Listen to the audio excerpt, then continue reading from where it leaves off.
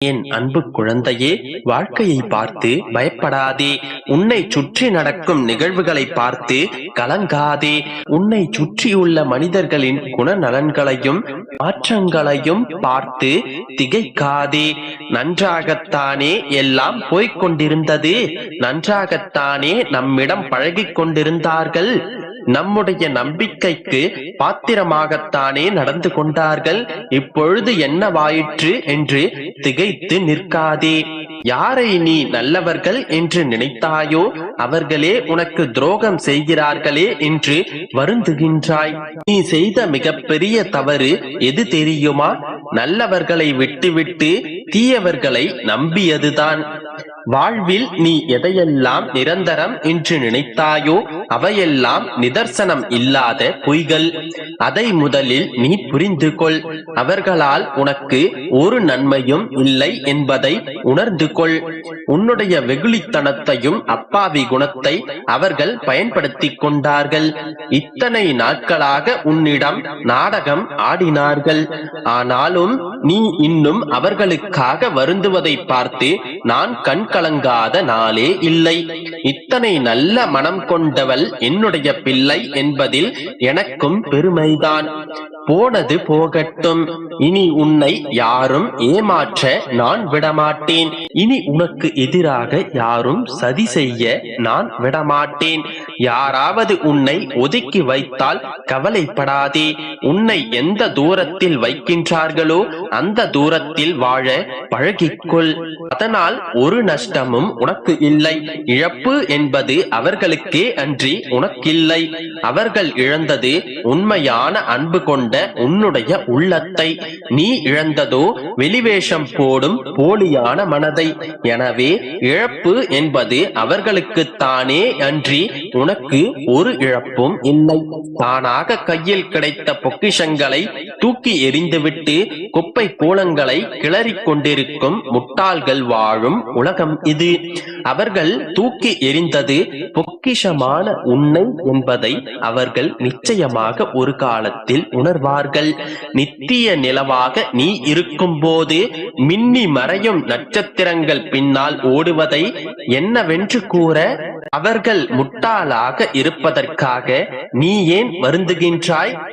நீ ஏன் இந்த வாழ்க்கையை பார்த்து பயப்படுகின்றாய்? நீ கண்ணீர் விடுவதற்கு எந்த தவறு செய்தாய்? நீ என்ன பாவம் செய்தாய்?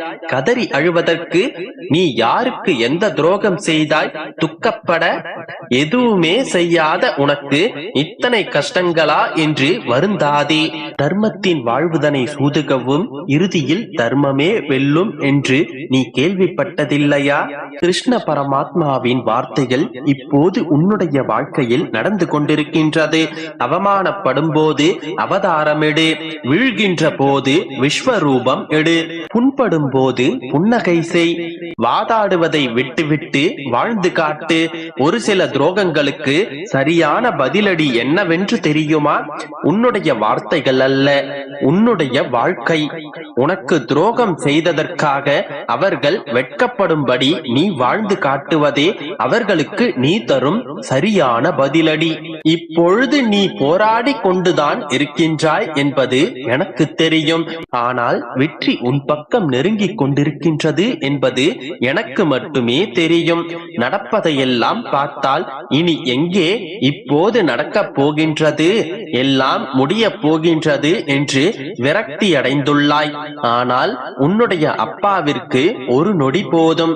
நீ விரக்தி அடைந்த அந்த விஷயத்தை என்னுடைய அற்புதங்களை புகுத்தி சர்வ சாதாரணமாக சர்வ நிச்சயமாக சட்டென்று உனக்கு வெற்றியை தர முடியும். எல்லாம் முடிந்து விட்டது என்று முற்றுப்புள்ளி வைத்த விஷயங்களுக்கு கூட அந்த நொடியிலிருந்து புதிதாக துவங்க உன்னுடைய அப்பா என்னால் முடியும். வாழ்க்கை ஒன்றும் முடிந்து விடவில்லை. இனிமேல் தான் அனைத்தும் தொடங்க போகின்றது. எனவே வாழ்க்கையை பார்த்து பயப்படாதே. நீ சந்தோஷமாக வாழ்வதற்காகவே இப்பிறவியில் உன்னோடு நான் பயணித்துக் கொண்டிருக்கின்றேன். நம்பிக்கை வைத்தாய், ஏமாந்து போனாய். கற்றுக்கொள். யாரையும் நம்பி மீண்டும் ஏமாந்து விடாதே. நான் இருக்கின்றேன் உனக்காக. நம்பிக்கையோடு இரு, அனைத்தும் நல்லதாகவே நடக்கும். என் அன்பு குழந்தையே, இன்று உன்னுடைய வேண்டுதல்கள் அனைத்தும் நிறைவேறப் போகின்றது. நீ எனக்காக இருந்த விரதங்கள் என்னை பூரிப்படைய செய்தது. என் மீது நீ வைத்திருக்கும் நம்பிக்கை என்னை மெய்சிலிர்க்க வைத்தது. என்னை ஆனந்தத்தில் ஆழ்த்திய என்னுடைய பிள்ளையின் வேண்டுதலை நான் மகிழ்ச்சியாக நிறைவேற்றப் போகின்றேன். உனக்கு வேண்டியதை கேள் என் செல்லமே.